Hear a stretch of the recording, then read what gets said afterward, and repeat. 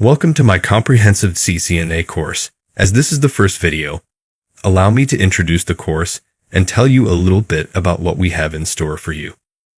This course is designed to be your one-stop shop for everything you need to ace the CCNA exam, and it's all completely free.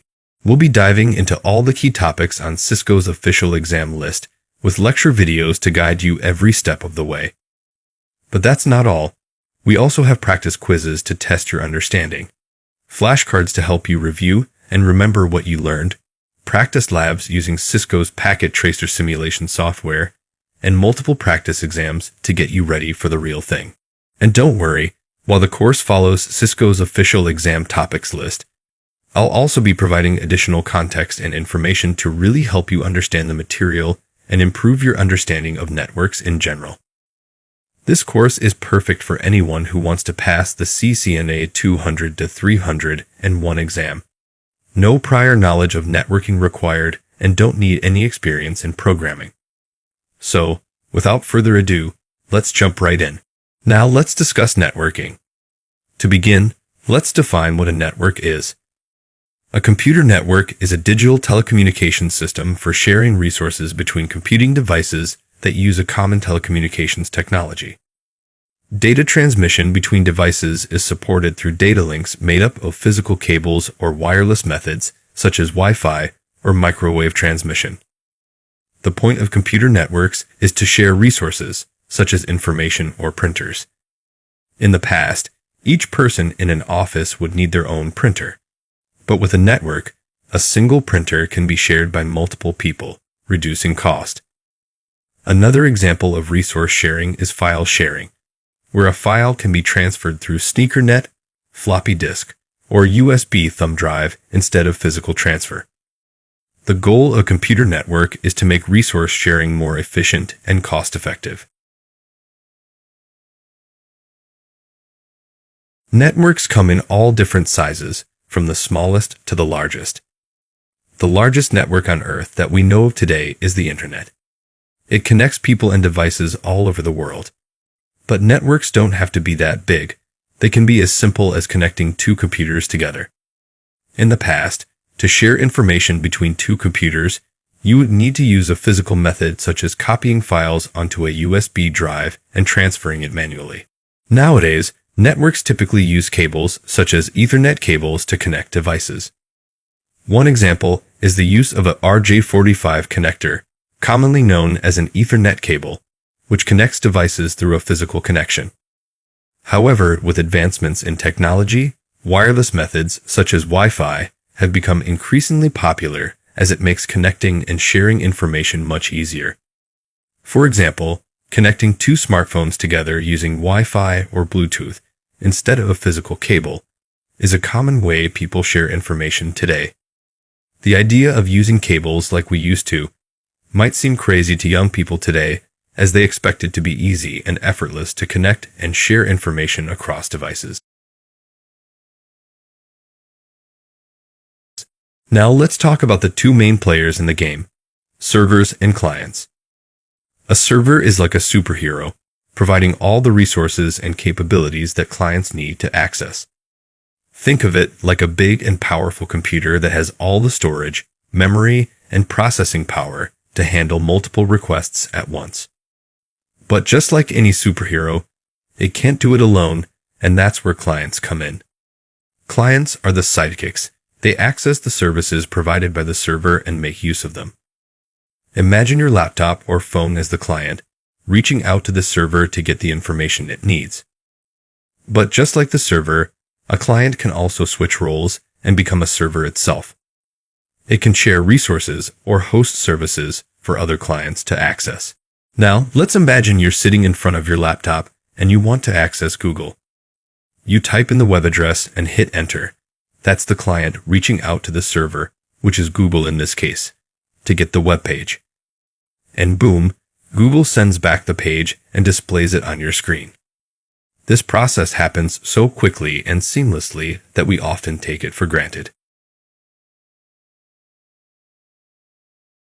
The original Ethernet used a large yellow cable called 10 base 5. Repeaters were developed to amplify the signal, allowing the cable to be longer without signal attenuation. Multiple port repeaters, also called hubs, were also developed to repeat the signal from one port to multiple other ports. These devices did not understand the signal, they only amplified it. Nowadays, hubs are considered obsolete but wireless access points, which allow multiple devices to connect wirelessly, can be considered a type of hub.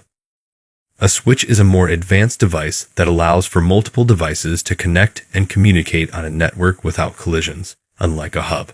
Switches are more advanced than hubs because they have the ability to forward and filter data based on the MAC address of the devices connected to it.